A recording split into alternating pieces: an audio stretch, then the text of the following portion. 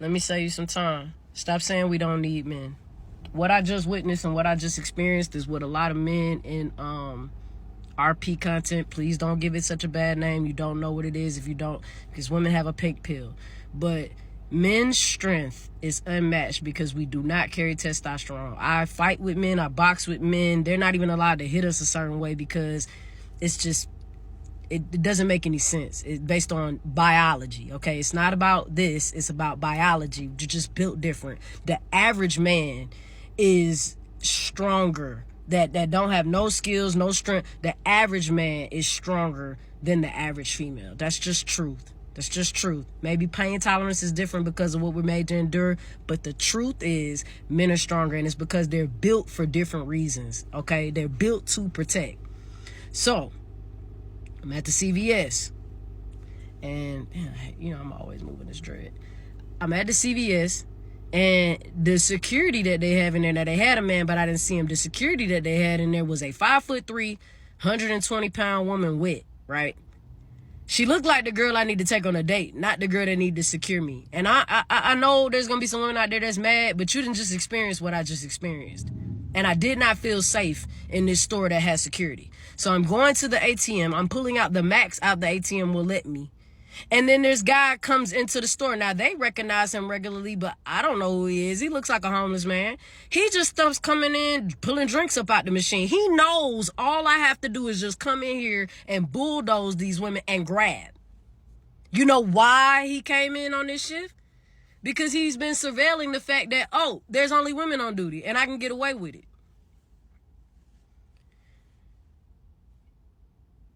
Men don't take you seriously like that. I promise you, they do not take you seriously like that. And I understand that there are women in law enforcement, women in the military. I'm not saying that there aren't strong women out there, but that's not the average female. And all I'm thinking in there is, where are the men? Y'all can say what y'all want. Y'all can say, oh, you did that. All I'm thinking is, where are the men? Because I'm about to pull $400 out this ATM, and there's a 6-foot dude in here. Now, I can't take him, but I'm going to fight back more than these young ladies are. And I don't expect them, like I said, I don't expect these women to risk their life for a CVS job. But your security, what are you doing? Ain't called no police officer. The women are literally saying stuff like, no, stop, don't, leave now, please. There's a strange silence spreading through modern society, and most people do not recognize it yet. It is not the silence of loneliness or despair, but the silence of withdrawal, the kind that comes when someone decides they no longer want to participate in a system that punishes them for showing up. This video is not about anger for its own sake, and it is not about blaming one group to elevate another.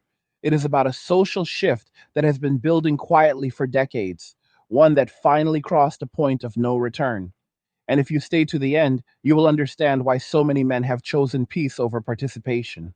Before we get into it, if you appreciate honest conversations like this and want more content that cuts through the noise, take a second to like this video, share it, subscribe to the channel, and click the notification bell, and select all so you get every Angry Guy video the moment we release it.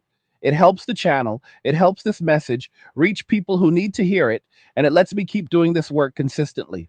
I also want you to check out Angry's Crypto Academy, which is linked in the description of this video. If you are serious about protecting your assets, safeguarding what you have worked for, and learning how to buy, sell, and trade crypto responsibly in an unstable world, the Academy is there for you. And I strongly recommend you go check it out now. And if you're enjoying these Angry Guy videos and want to show support for the channel, you can buy me a Red Bull using the link in the description. It is a simple way to help keep the lights on and the content coming. Now let us talk about what is really happening. Men do not feel safe around women anymore, and that sentence alone makes people uncomfortable because it flips a narrative that has been repeated so often that it has become unquestionable.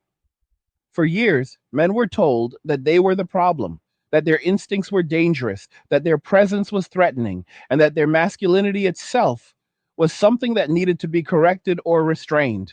Men were told, explicitly and repeatedly, to step back, to stay away, to stop approaching, to stop speaking, to stop existing in the ways that had once been considered normal. Eventually, men listened. What followed was not chaos or rebellion, but withdrawal. Men did not march in the streets or demand attention. They simply stopped participating. They stopped approaching women. They stopped engaging in public spaces the same way. They stopped taking social risks that carried no reward and enormous downside. They found something that surprised even them, which was that solitude did not feel like punishment. It felt like relief. For decades, men were told that feminism was about equality, but in practice, what many men experienced was accusation without due process, suspicion without evidence, and social consequences without recourse. Cultural movements framed men as inherent risks, and normal male behavior was reinterpreted through the most hostile lens possible. A glance became a threat. A conversation became a potential accusation. Silence was demanded, but even silence was not enough. Men learned through experience that observable reality mattered more than reassuring words. They watched as careers were destroyed by rumors, reputations were erased by clips taken out of context, and social standing could vanish overnight. The message was clear, even if it was never stated openly. The risk was always on one side, and the penalties were never equal. So men adapted, not loudly, not dramatically, but strategically. They began avoiding situations where interpretation mattered more than intent.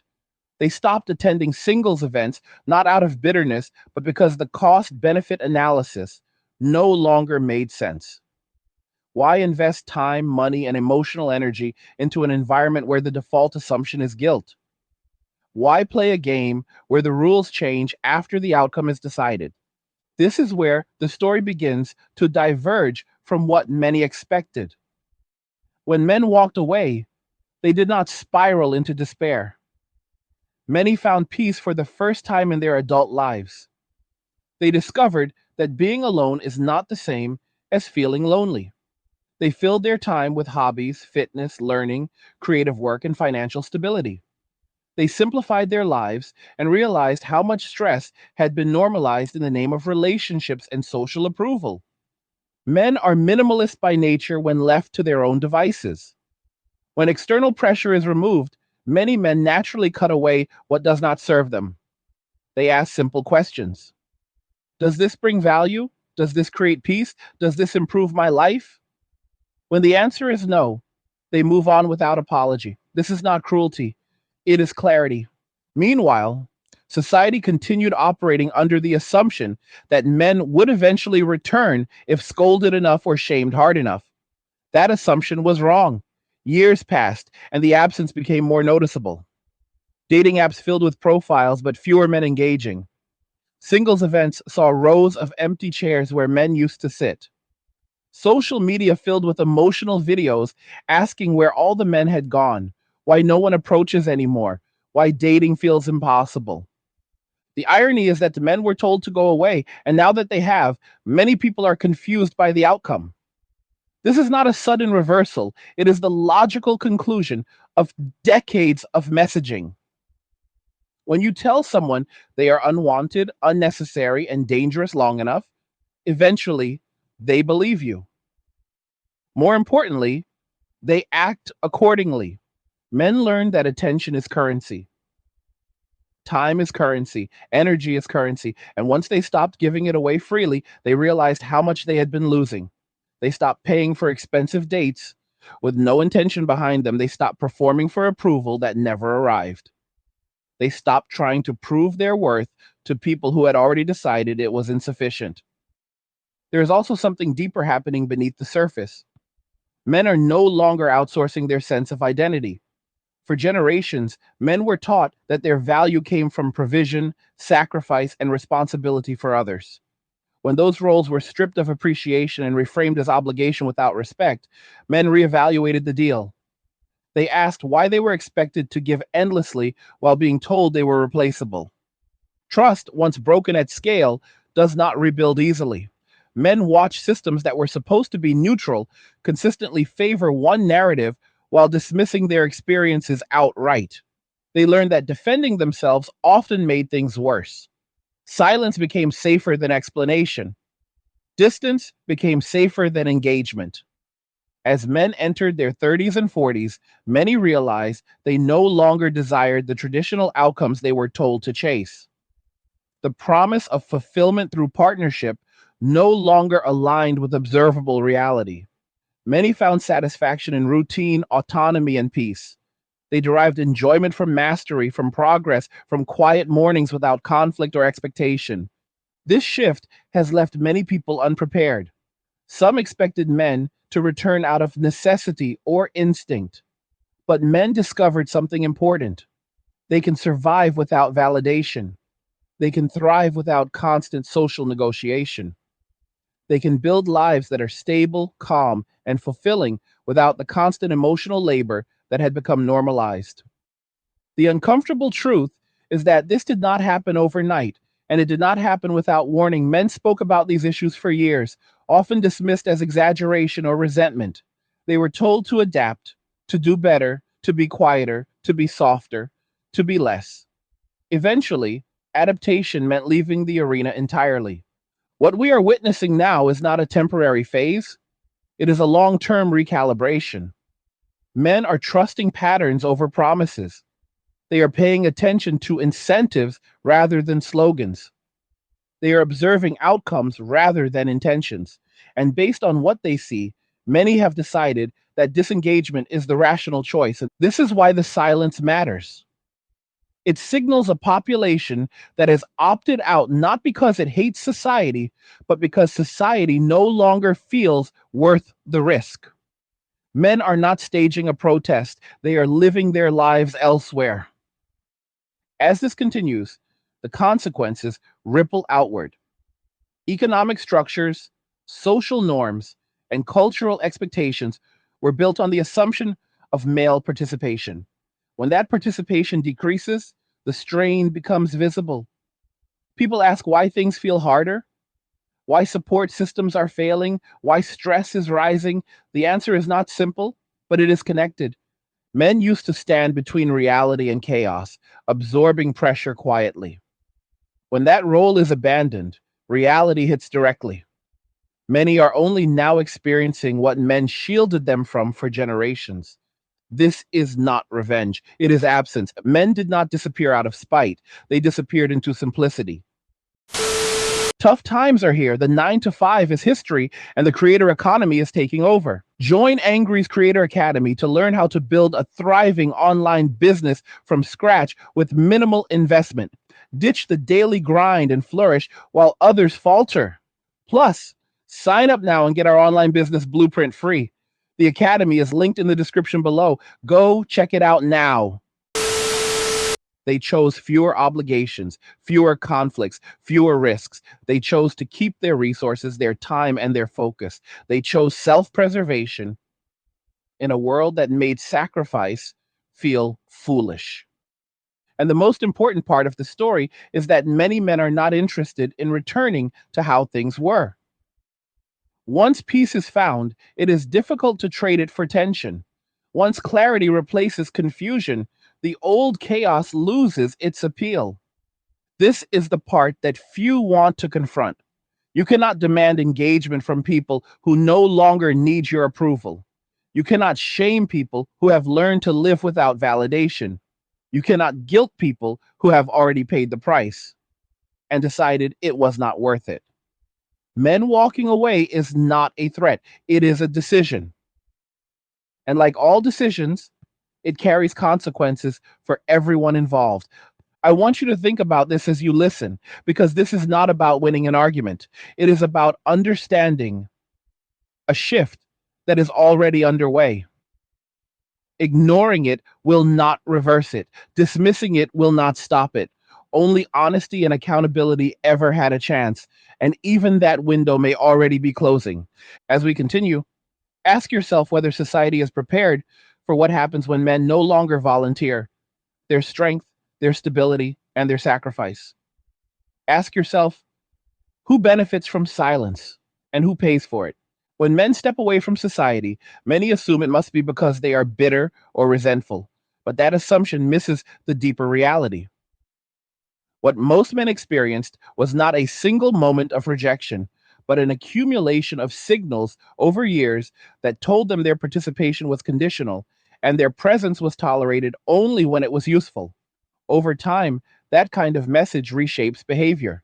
Men learned that the safest move was not to argue, not to explain, and not to demand understanding, but to quietly remove themselves from situations where misunderstanding was the default. One of the most important things to understand is that men did not suddenly lose interest in connection. What they lost was trust in the framework that governed modern relationships and social interaction. Trust is built when effort is rewarded and intentions are interpreted fairly. When effort is punished and intentions are assumed to be malicious, trust erodes. Once trust is gone, participation becomes irrational. Men began to notice that the rules applied to them were not symmetrical. They were expected to be confident but not assertive, attentive but not curious, present but not noticeable. They were told to approach but not approach, to lead but not direct, to initiate but never misread a signal. Any misstep carried consequences that far outweighed the original action. Over time, men stopped trying to navigate an environment where the margin for error had vanished. This shift did not require coordination. There was no meeting, no manifesto, no collective plan. It happened organically through shared experience. Men compared notes quietly. They saw the same patterns repeating in different places, among different age groups, across different cultures.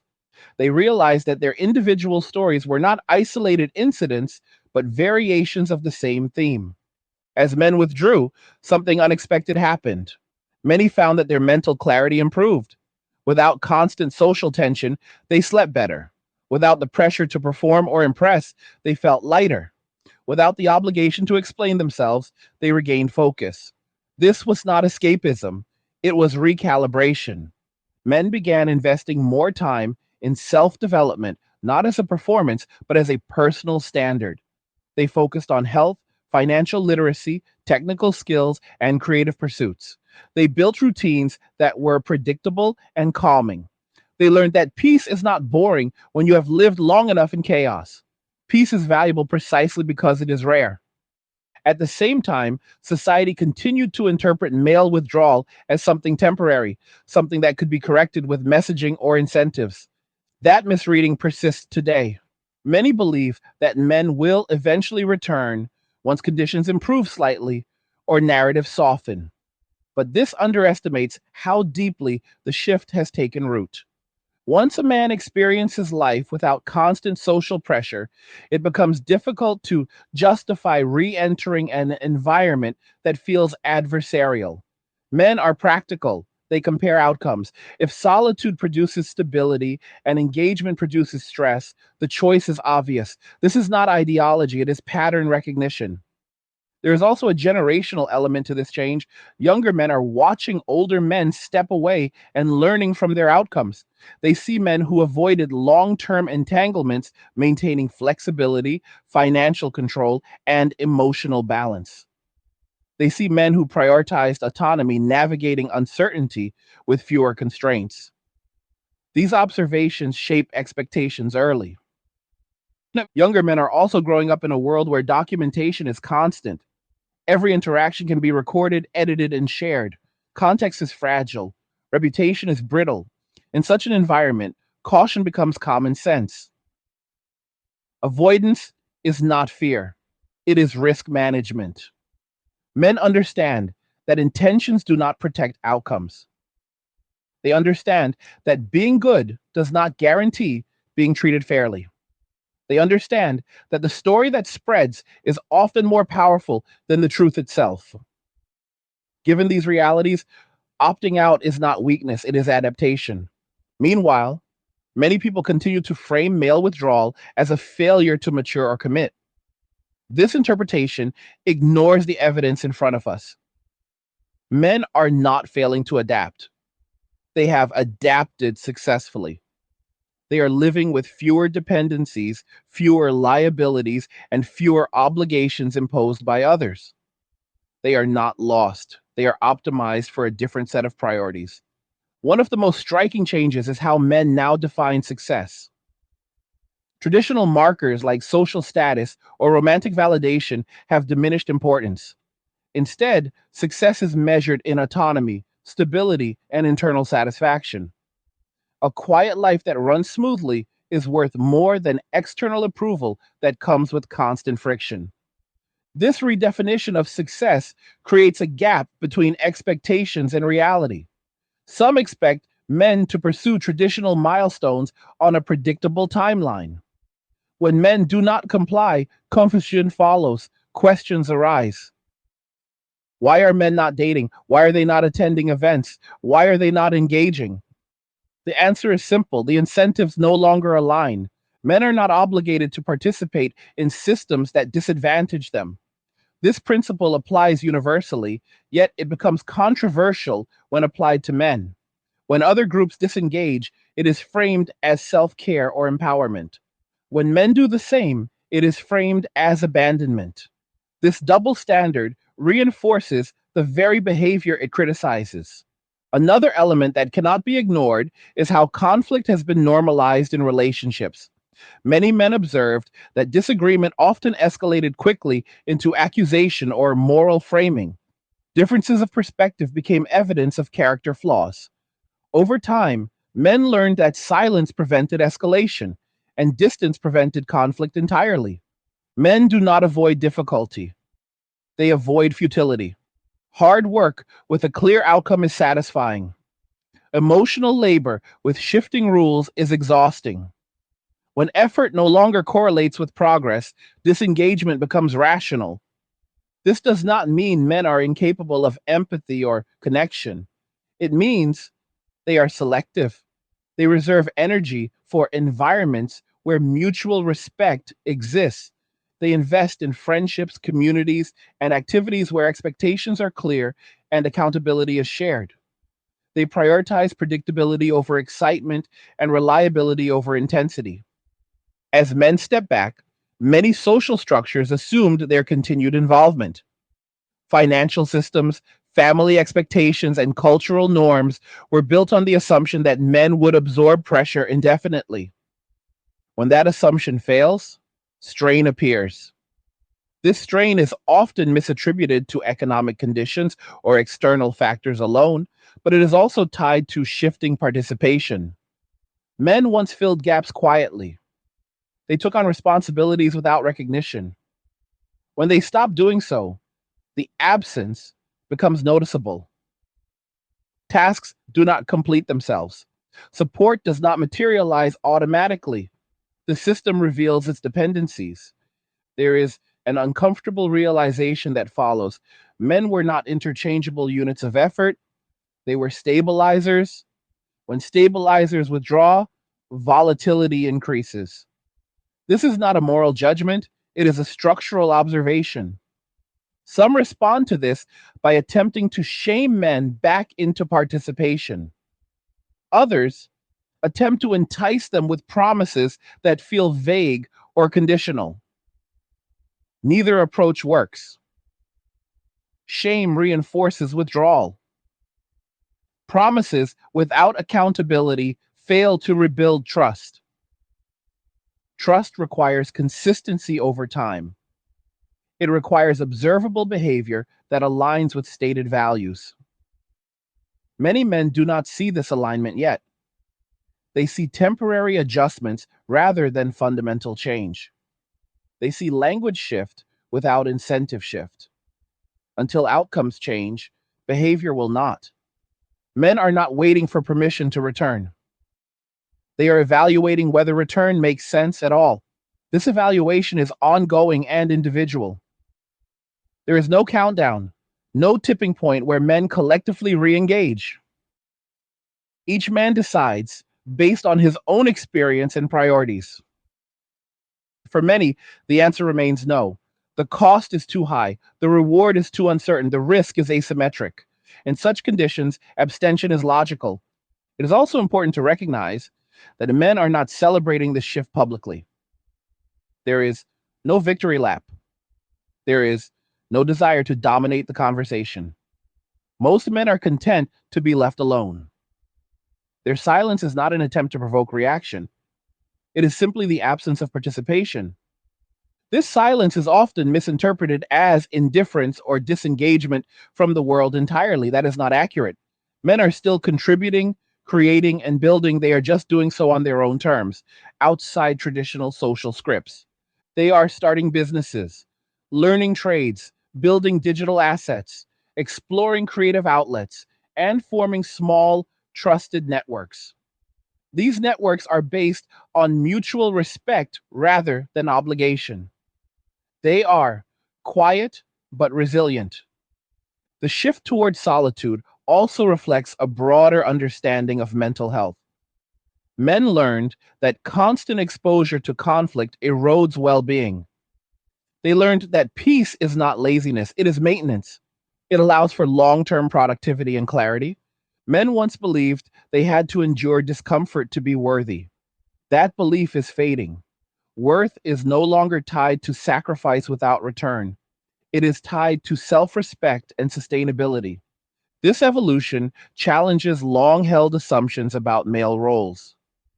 When men reject roles that are framed as duty without benefit, the narrative struggles to adapt.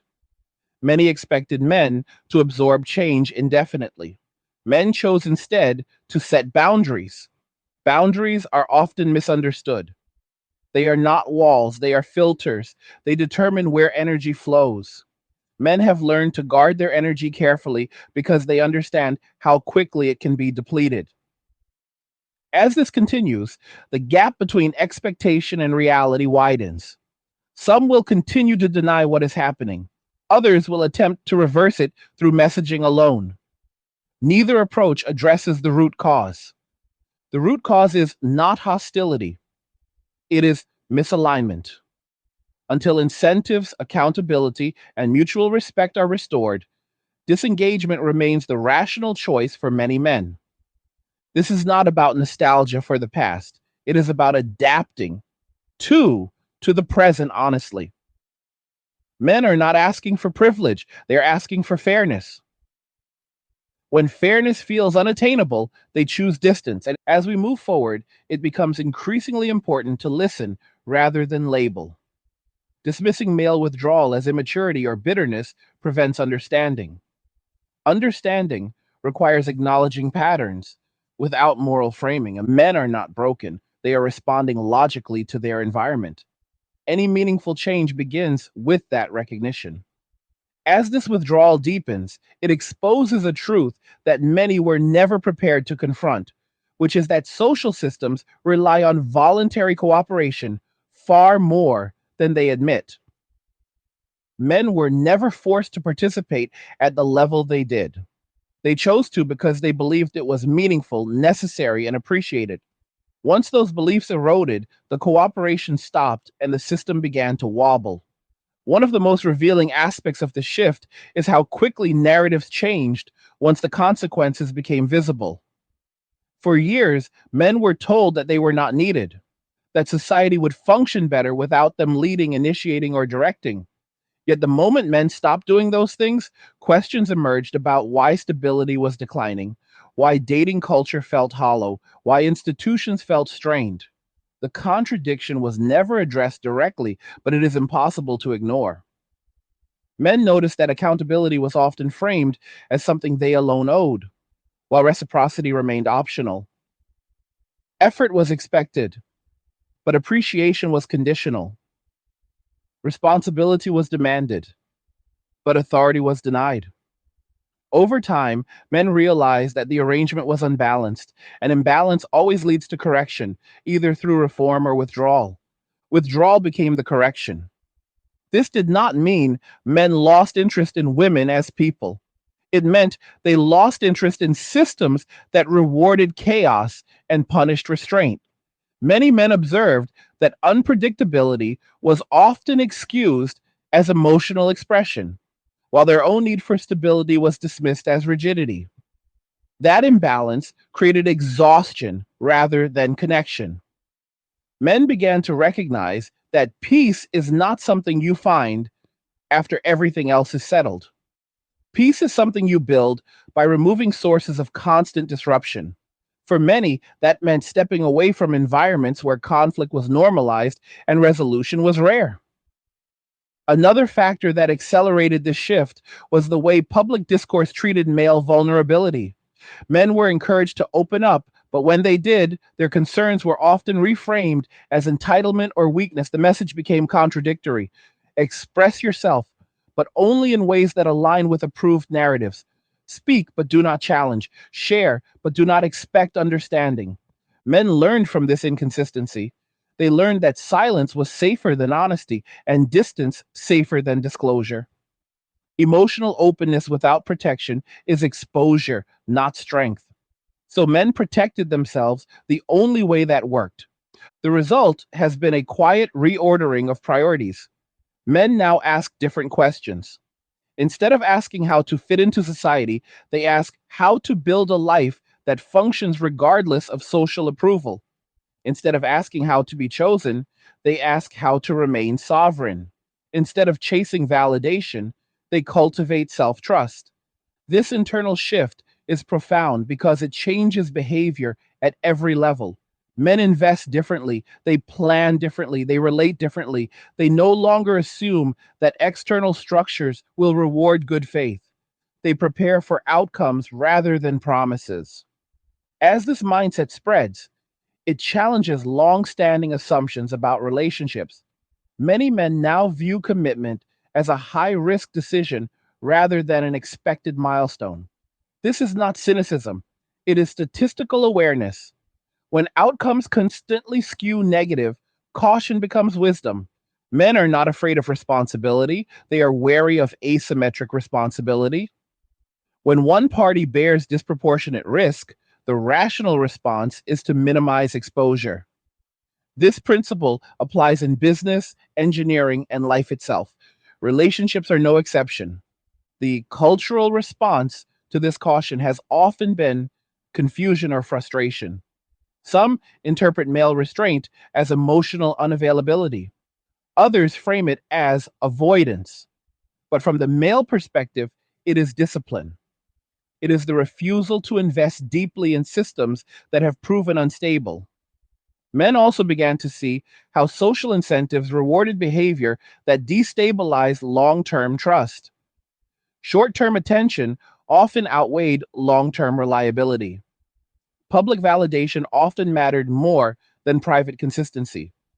In such an environment, many men chose not to compete. Competition only makes sense when the rules are clear and the rewards are real. When outcomes depend more on perception than effort, many men simply stop playing. This is not resignation, it is discernment. As men redirected their energy, many found fulfillment in areas previously neglected. Physical health became a focus. Strength training, endurance, and discipline provided tangible progress without social negotiation. Financial independence became a priority. Saving, investing, and building reserves offered security that relationships no longer guaranteed. Creative work also flourished. Men wrote, built, coded, repaired, and crafted. They engaged in activities where cause and effect were reliable.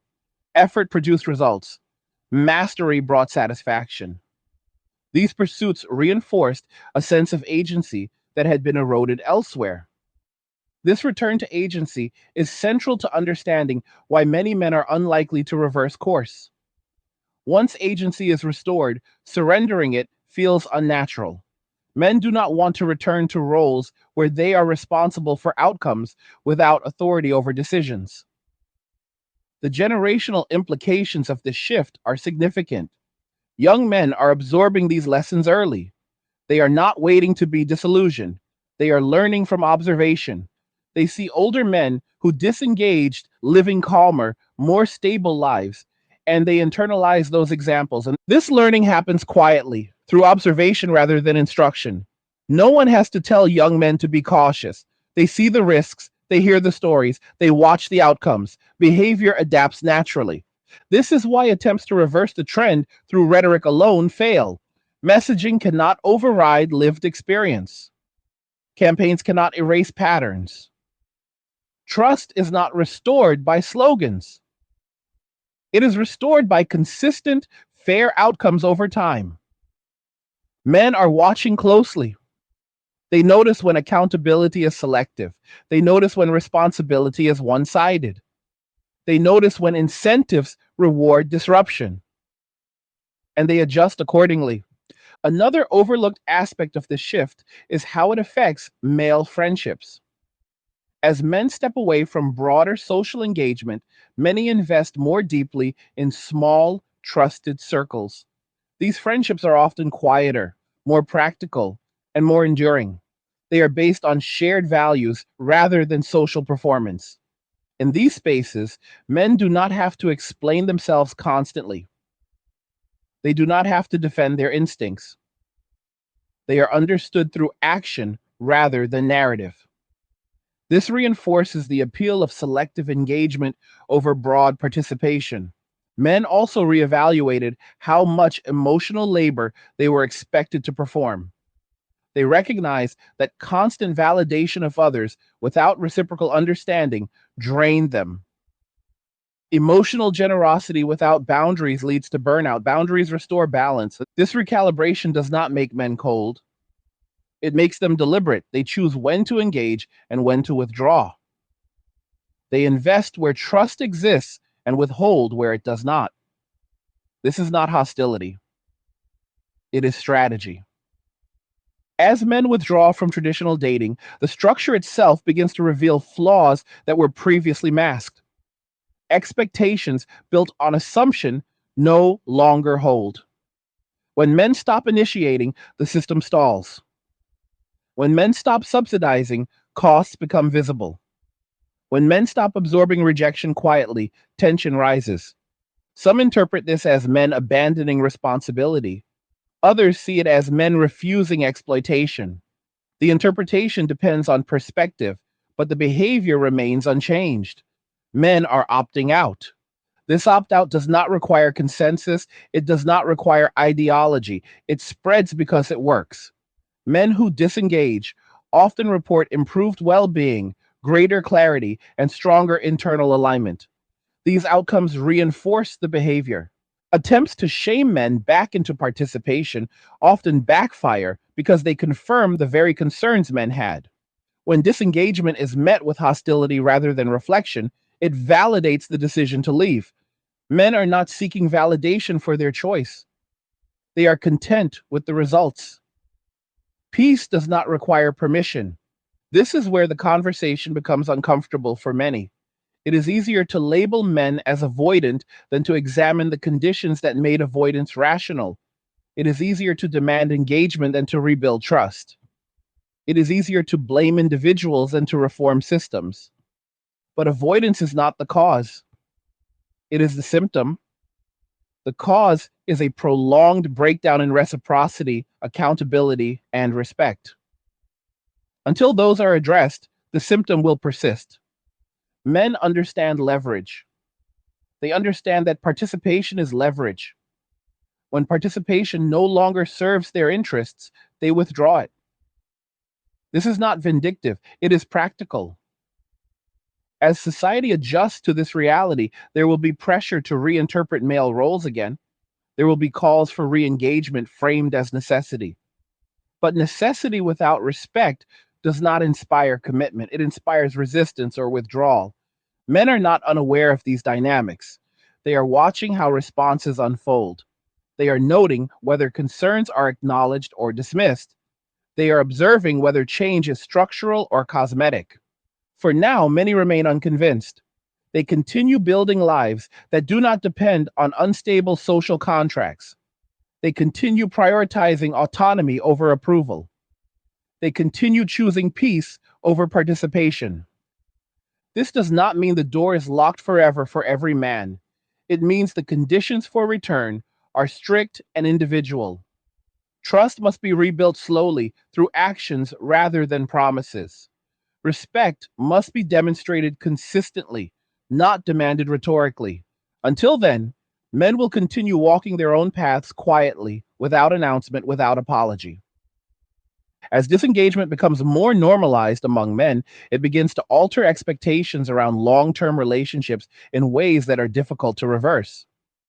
For generations, relationships were framed as a default progression of adulthood, something men were expected to pursue, maintain, and financially support as a matter of course.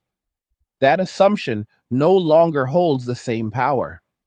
Men are no longer moving automatically toward partnership simply because society expects it.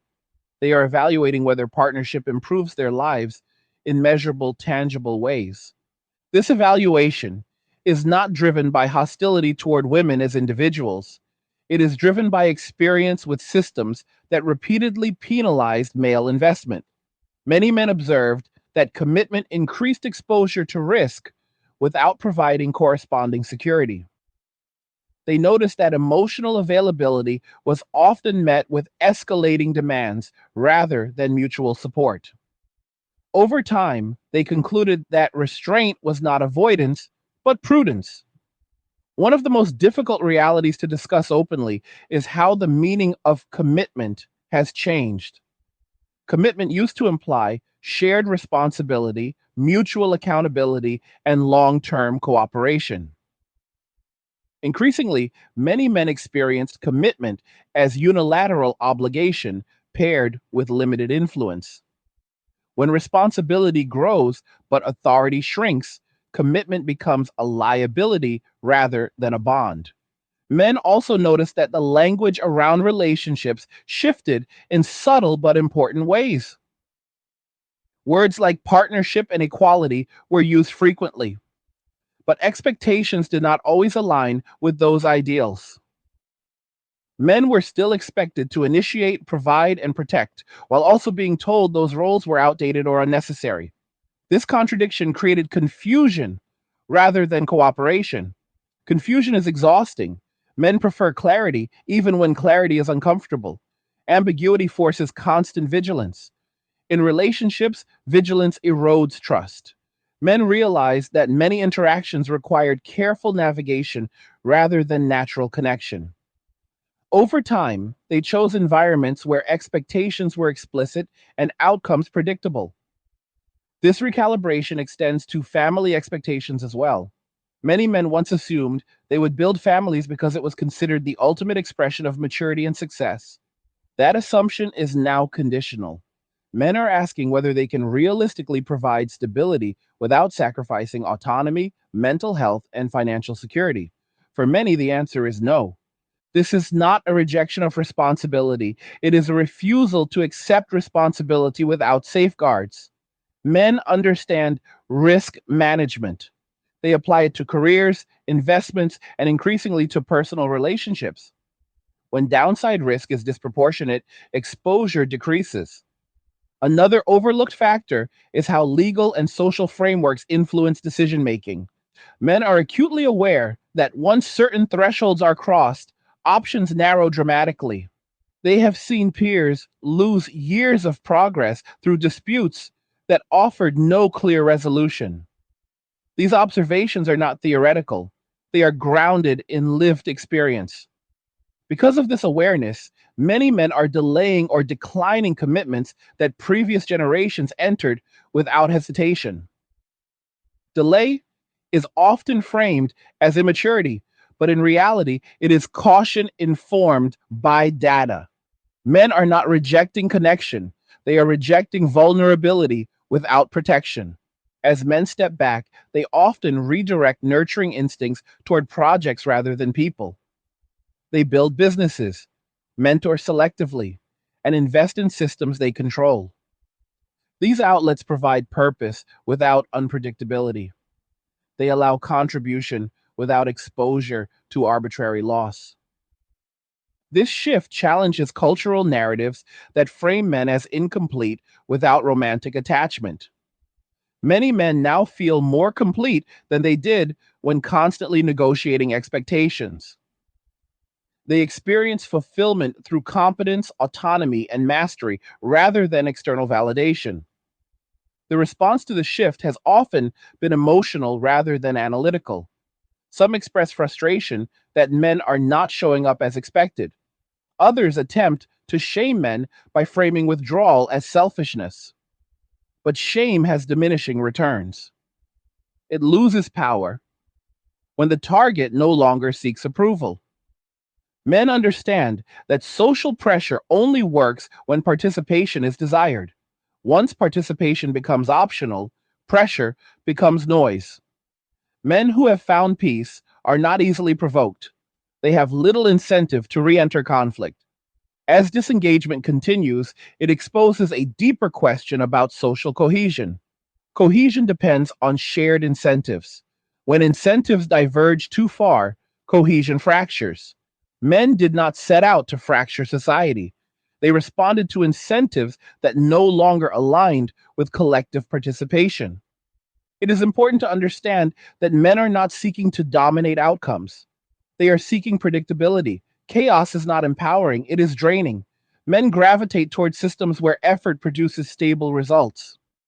When social systems fail to offer that, disengagement becomes the rational alternative. This is why attempts to reframe male withdrawal as moral failure consistently miss the mark. Moral framing does not address structural imbalance, it does not rebuild trust. It only reinforces the perception that engagement invites judgment rather than cooperation. Men are also aware that narratives often lag reality. Public discourse may still frame male disengagement as fringe or temporary, but lived experience tells a different story. Men see fewer peers pursuing traditional paths. They see more men choosing quiet independence. These observations reinforce confidence in their choices. As this pattern stabilizes, it influences how men view time itself. They become less willing to trade long term stability for short term excitement. They value routines that preserve energy. They plan conservatively. They build buffers against uncertainty. This conservative approach is not pessimism, it is realism shaped by experience. Men have learned that optimism without structure leads to vulnerability. Structure provides safety. Safety allows growth. Another consequence of this shift is how men approach intimacy. Many men now separate intimacy from obligation. They are cautious about entanglements that create leverage imbalance. They prioritize consent, clarity, and boundaries to a degree that previous generations never needed to consider explicitly. This caution is often misunderstood as detachment. In reality, it is precision. Men choose fewer connections but invest more carefully. They prefer depth over frequency. They avoid situations where emotional exposure can be weaponized. Men also recognize how public perception influences private behavior. When narratives frame men as inherently suspect, they adapt by reducing exposure. They do not seek confrontation, they seek safety. Safety is found in predictability and distance. This adaptation is not dramatic, it is quiet. Men simply stop putting themselves in situations where interpretation outweighs intention. They choose spaces where behavior is judged by outcomes rather than assumptions. As men disengage from traditional social scripts, new forms of identity emerge. Men define themselves less by roles assigned by society and more by standards they set internally. This internal compass replaces external validation. This shift toward internal standards is one of the most durable changes underway. Once a man stops outsourcing his sense of worth, it is difficult to reverse. Approval loses its power. Disapproval loses its sting. Men also become more discerning consumers of information.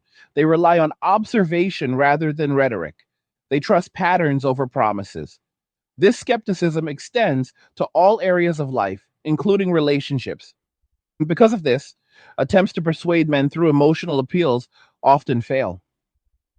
Men want evidence, they want consistency, they want systems that reward cooperation reliably. Without that, appeals feel hollow. As the gap between expectation and behavior widens, some begin to question whether men are disengaging from society entirely.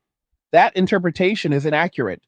Men are still participating economically, creatively, and intellectually. They are simply opting out of specific arenas that no longer serve them. This selective participation allows men to preserve energy for pursuits that matter. It also reduces burnout. Burnout was once normalized as part of male responsibility. That normalization is ending. Men no longer believe they must suffer to be worthy. This belief shift alone explains much of the disengagement. When suffering is no longer virtuous, endurance loses its appeal. As more men adopt this mindset, cultural narratives struggle to adapt. Many systems were built on the assumption that men would absorb pressure indefinitely. When that assumption fails, the systems reveal fragility. Fragility often provokes defensiveness. Instead of addressing imbalance, some attempt to reassert expectations through moral language. But moral language without structural reform lacks credibility. Men are not ignoring calls for engagement, they are evaluating them. Evaluation takes time, it requires evidence. Until evidence accumulates, disengagement remains the default. This does not mean reconciliation is impossible. It means reconciliation requires more than words. It requires demonstrable change over sustained periods. Men are patient, but they are not naive. For now, many men are content where they are. They are building lives that are calm, controlled, and aligned with their values. They are not waiting to be rescued or validated. They are simply living. As we move forward, it becomes increasingly clear that the shift is not a crisis of masculinity. It is a redefinition of it. Masculinity is no longer measured by sacrifice alone. It is measured by discernment. And discernment is choosing when to engage and when to walk away. It is recognizing that not every opportunity is worth pursuing. It is understanding that peace is a legitimate goal. Men walking away are not lost. They are navigating differently. They are choosing paths that minimize unnecessary risk and maximize stability. As masculinity is redefined through discernment rather than sacrifice, it begins to reshape culture in subtle but far reaching ways. Workplaces, communities, and institutions were built on assumptions about male participation that no longer hold consistently. Men once volunteered for overtime, leadership, and responsibility without hesitation, believing that effort would be met with stability and respect. Increasingly, they are questioning whether those assumptions remain valid. Men now approach work with the same evaluation they apply to relationships. They ask whether the environment is predictable, whether effort produces proportional reward, and whether accountability is applied fairly. When the answer is no, they disengage emotionally, even if they remain physically present. They do what is required, but no more. This is not laziness, it is boundary setting. This shift surprises organizations that relied on male overperformance as a stabilizing force. When men stop compensating for inefficiencies, cracks appear. Productivity slows. Morale declines. Leaders ask why engagement is lower, but often fail to ask what incentives changed. The expectation that the men would always absorb pressure without complaint is being quietly retired. Men are also rethinking ambition. Ambition used to mean climbing hierarchies regardless of cost. Now, ambition is more often defined as independence, flexibility, and control over one's time. Men are less willing to trade decades of stress for titles that offer diminishing returns. They would rather earn less and live better than earn more and feel trapped. This recalibration affects how men relate to authority. Respect is no longer assumed based on position alone. It is earned through competence, fairness, and consistency. Men are less inclined to tolerate environments where authority is arbitrary or detached from accountability.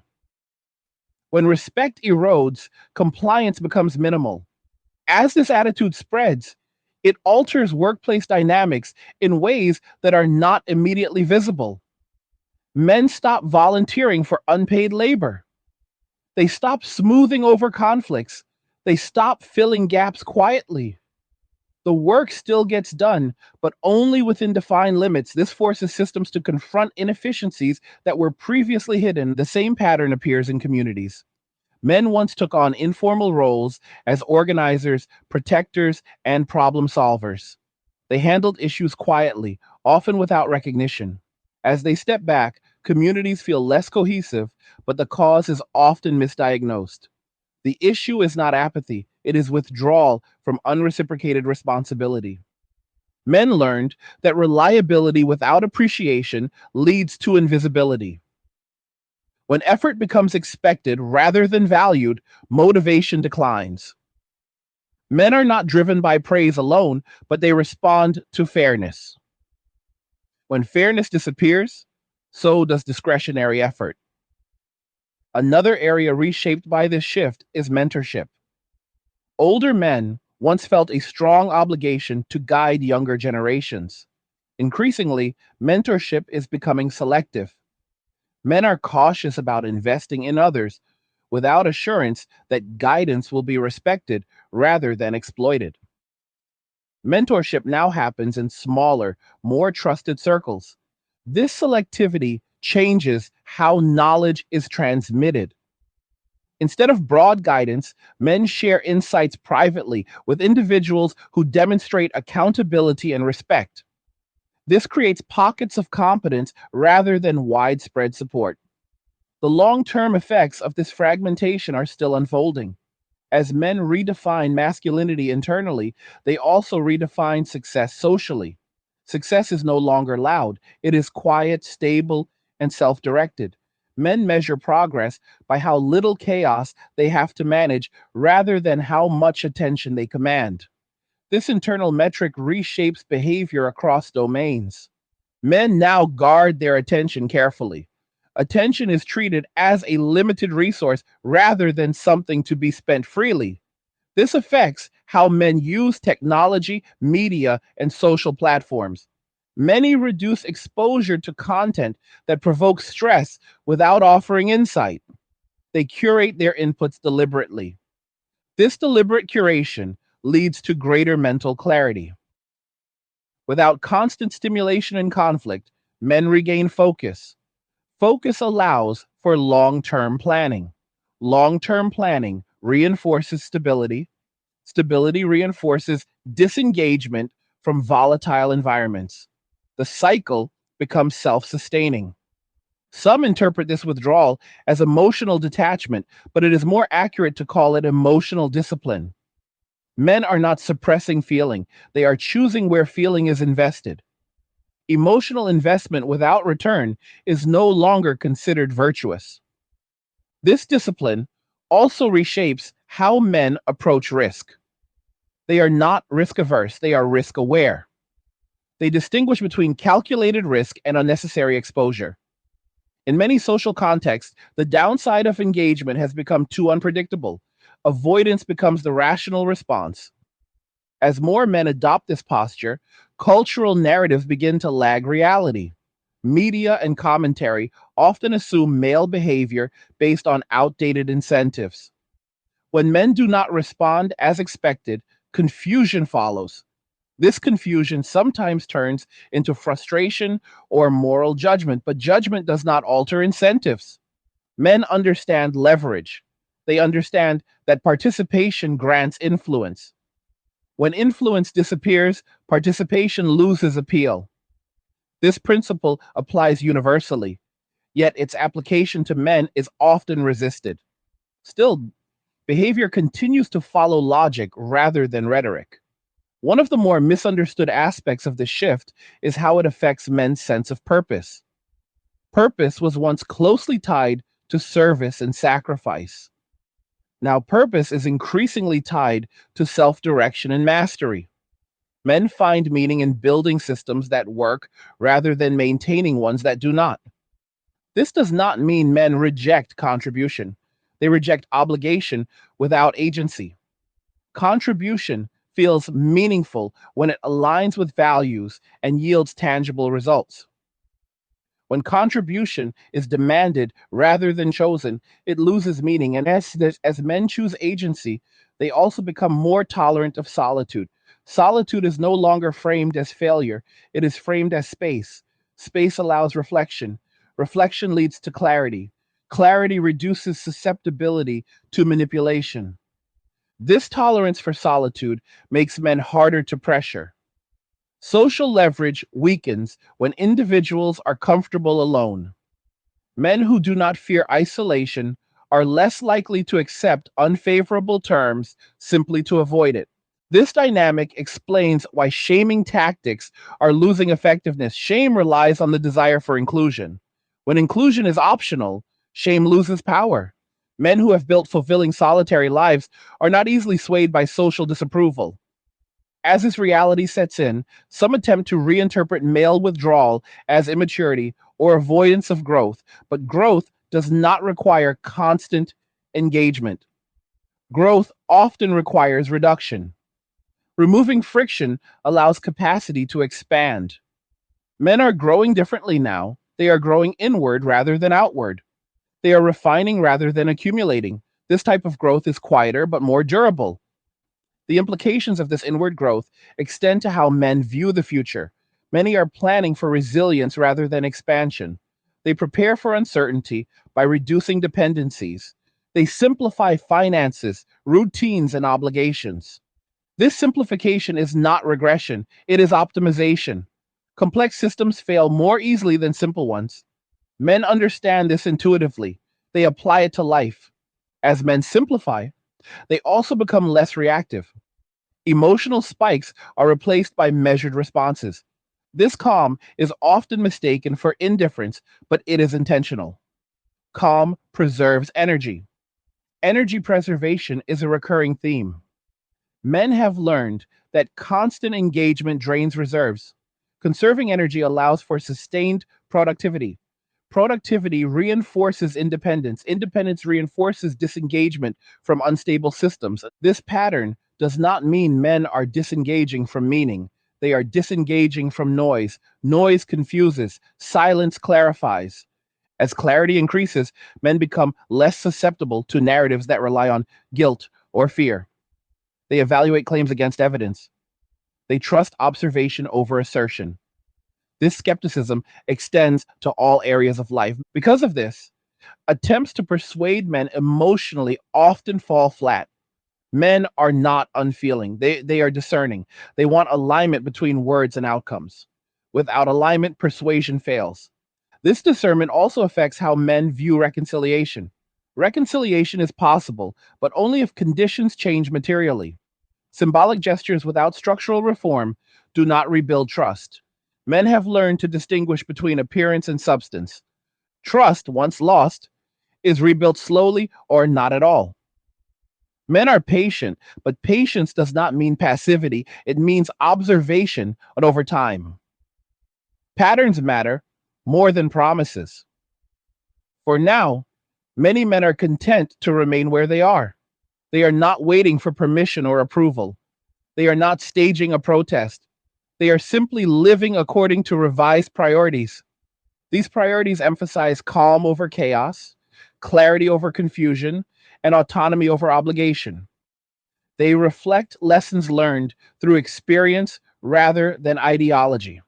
As this shift continues, it will likely reshape institutions, whether acknowledged or not. Systems that depend on voluntary overextension will struggle. Systems that adapt to fair exchange will endure. Men are not trying to dismantle society, they are responding to it. Their response is rational given the incentives they perceive. Ignoring that rationality will not reverse the trend. When a large group chooses restraint over participation, the effects are not immediate explosions, but slow shifts that compound over time. Systems that once felt stable begin to feel brittle. Social expectations that relied on momentum lose force. What is happening now is not a collapse in the dramatic sense, but an erosion of assumptions that were never examined because they were taken for granted. For a long time, society assumed that men would continue to contribute in the same ways regardless of changing conditions. It assumed that responsibility would always be met with compliance, that obligation would always override self interest, and that men would adapt endlessly without recalibrating their own priorities. That assumption no longer holds. Men have begun to ask, why they are expected to stabilize systems that no longer stabilize them in return. This questioning changes how men relate to society at large. They become observers rather than participants in many areas. They watch how rules are enforced, how narratives shift, and how accountability is applied. Observation creates distance, and distance reduces emotional investment. Reduced investment makes disengagement easier to sustain. One of the most important consequences of this shift is how it affects social trust. Trust is built when rules are clear and consistently applied. When rules appear selective or outcomes unpredictable, trust decays. Men are particularly sensitive to this decay because they often operate in environments where consequences are severe and errors are not easily forgiven. As trust declines, men begin to rely more heavily on self reliance. They assume less external support and plan accordingly. This planning often involves reducing exposure to institutions and relationships that require blind faith. Men prefer systems they can verify rather than systems they are told to believe in. This move toward verification over belief reshapes behavior. Men document more, assume less, and protect themselves preemptively. They do not wait for problems to arise before acting. They build safeguards into their lives that previous generations never considered necessary. These safeguards are not expressions of fear, they are expressions of realism. Men understand that environments change, incentives shift, and systems adapt slowly, if at all. Preparing for volatility is not pessimism, it is competence. As men become more self reliant, they also become less reactive. Reactivity thrives on uncertainty and emotional leverage. When men reduce dependencies, leverage weakens. This makes them harder to manipulate and less responsive to pressure. This reduction in reactivity alters social dynamics. Conversations lose urgency, demands lose force. Appeals that once carried weight are met with indifference rather than resistance. Indifference is often misinterpreted as hostility, but it is something else entirely. It is disengagement from games that no longer offer meaningful reward. Men are not disengaging because they hate society. They are disengaging because they no longer recognize themselves in the roles they are asked to play.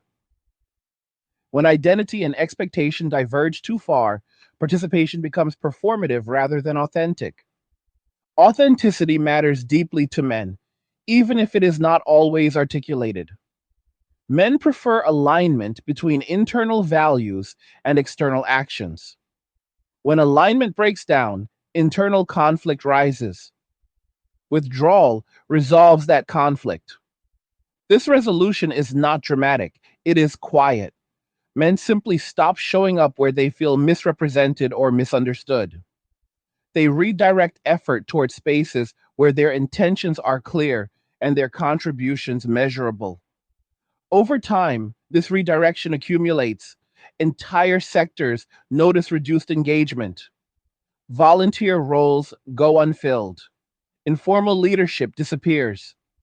The explanation is often framed as apathy, but the reality is more specific.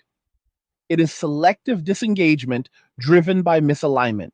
Selective disengagement is difficult to counter because it is rational. You cannot shame someone into acting against their own well being indefinitely. You cannot persuade someone with words alone when their experience contradicts the message. Men understand this intuitively. They trust experience over explanation. They trust patterns over promises. When outcomes do not improve, behavior does not change. Another consequence of this shift is how men relate to conflict.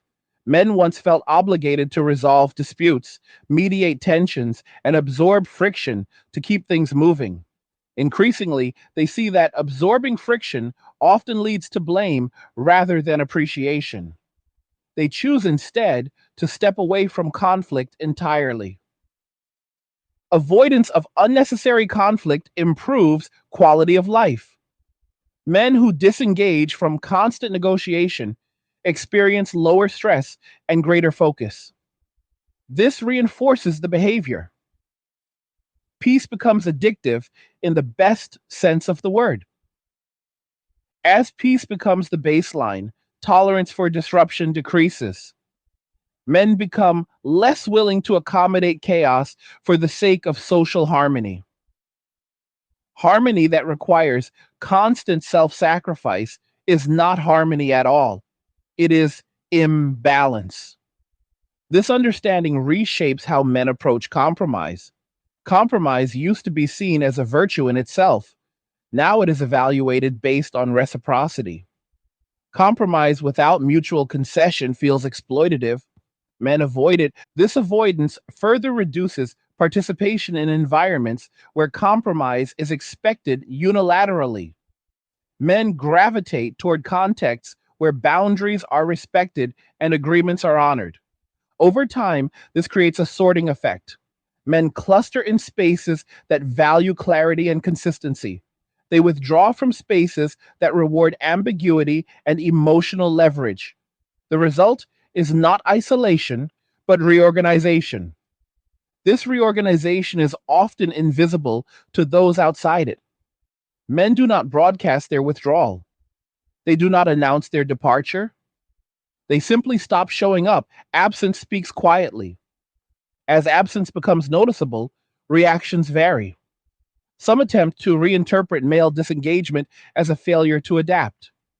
Others attempt to coerce re engagement through moral framing. Both approaches misunderstand the nature of the shift. Men are not failing to adapt, they have adapted successfully. They have optimized for environments that minimize unnecessary risk and maximize autonomy.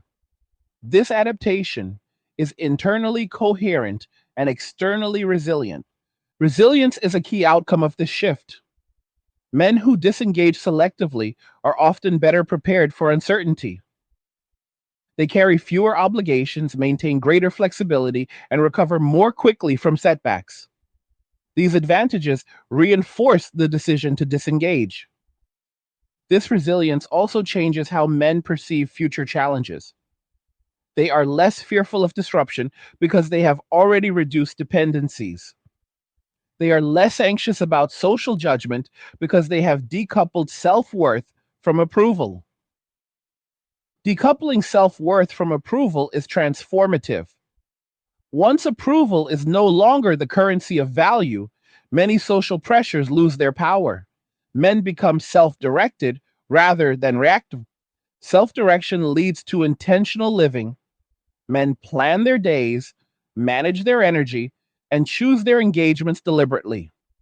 This intentionality contrasts sharply with the reactive patterns that dominated earlier stages of life.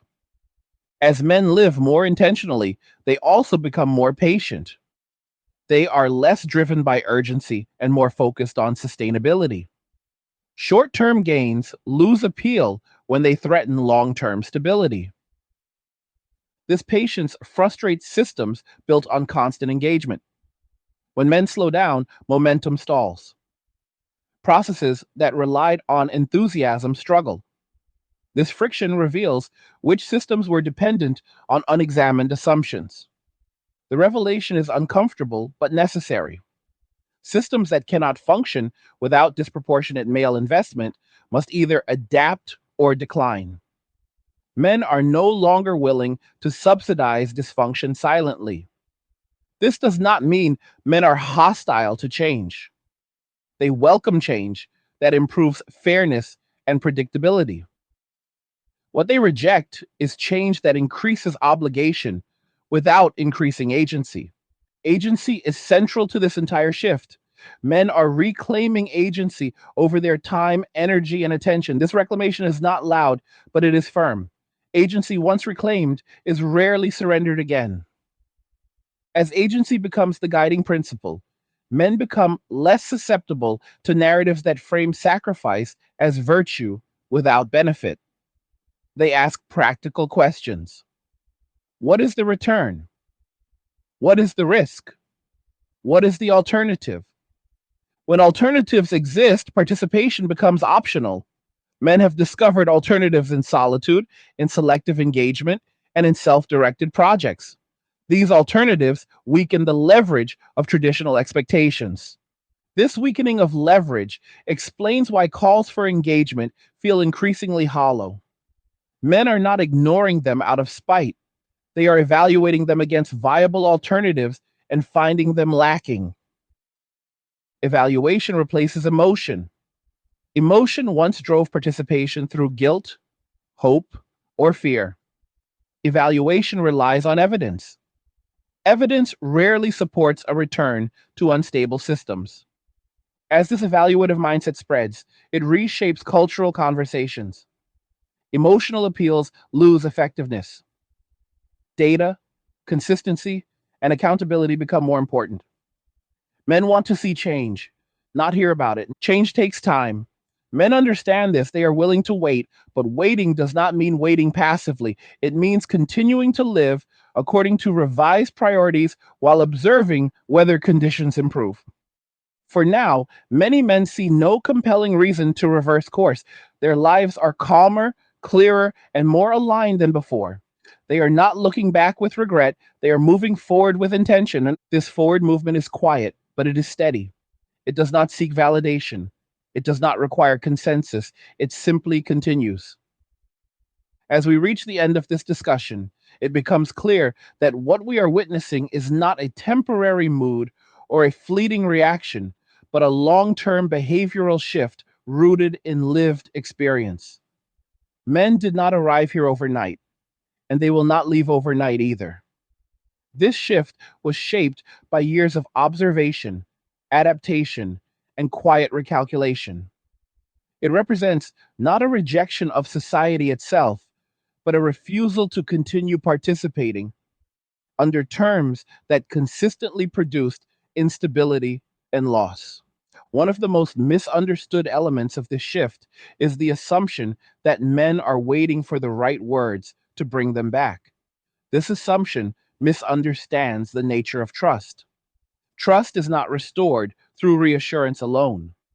It is rebuilt through repeated, consistent outcomes that demonstrate fairness, reciprocity, and respect.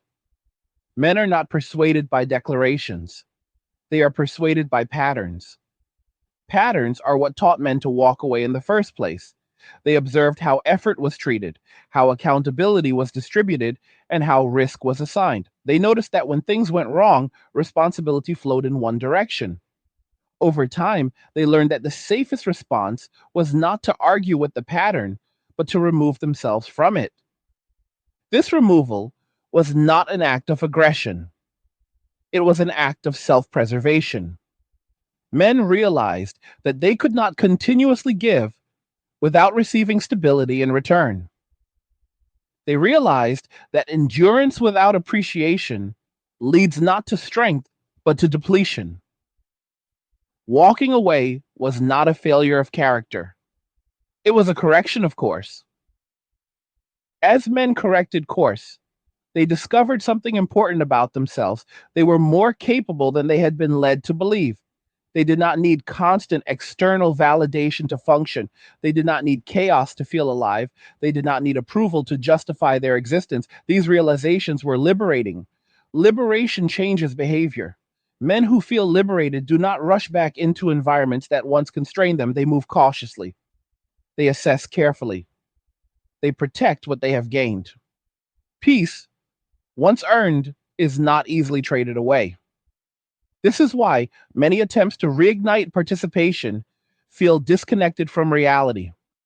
Appeals often focus on what society wants from men rather than what men need from society. They emphasize obligation rather than benefit, expectation rather than alignment. Men hear these appeals, but they do not respond because the underlying incentives remain unchanged. Men are not opposed to cooperation, they are opposed to asymmetry. Cooperation requires mutual investment and shared risk.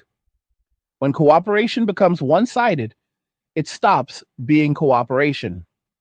Men understand this distinction clearly. The future of social cohesion depends on whether this distinction is acknowledged. If systems continue to rely on assumptions that no longer hold, disengagement will persist. If systems adapt by restoring balance and accountability, participation may gradually return. But adaptation must be real. Cosmetic changes will not suffice. Men are watching closely, not with hostility, but with caution. They are no longer quick to trust narratives that promise improvement without evidence. They wait, they observe, they compare outcomes. This patience frustrates those who expect immediate compliance, but patience is a form of strength. Strength today looks different than it did in the past. It is quieter, it is more selective, it is less interested in proving itself and more interested in preserving itself. Men are no longer defining strength by how much they can endure, but by how wisely they choose. This wisdom reshapes priorities. Men focus on building lives that function smoothly rather than impressively. They value consistency over intensity. They value autonomy over approval. They value clarity over excitement. These values lead naturally to restraint. Restraint is often misunderstood. It is not fear, it is discernment. It is the ability to say no without resentment. It is the ability to walk away without drama. It is the ability to choose peace without apology. As more men adopt restraint, society will continue to adjust, whether consciously or not. Some systems will struggle, others will evolve. The outcome will depend on whether adaptation addresses root causes or merely treats symptoms. What cannot be ignored is that men are no longer willing to carry the weight of systems that do not carry them in return. They are no longer willing to sacrifice stability for narratives that deny their experiences.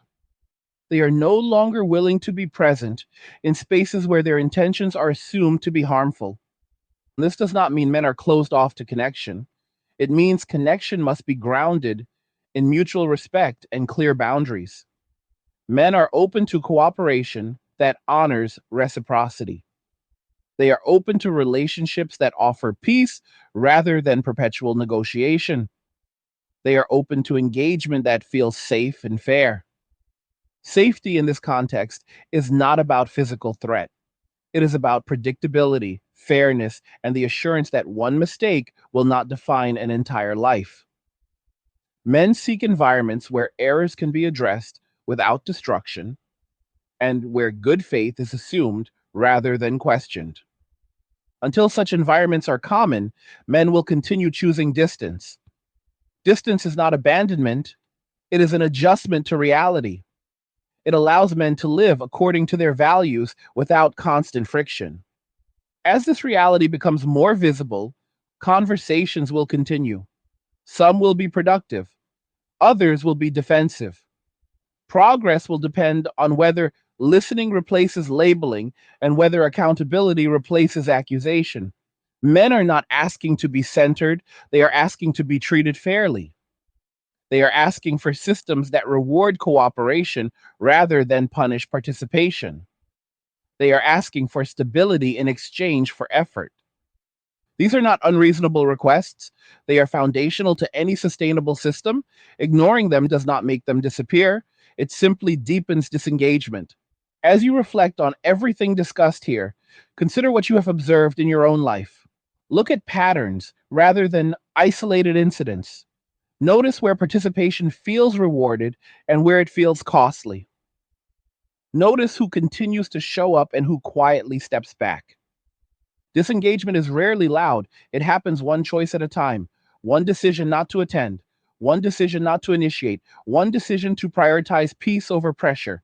Over time, those decisions accumulate into a movement that does not announce itself, but cannot be ignored. Men walking away are not lost. They are navigating according to updated maps. They are not broken. They are recalibrated. They are not waiting to be rescued. They are building lives that make sense to them. The question moving forward is not whether men will return to old roles, but whether new frameworks can emerge that honor balance, respect, and shared responsibility.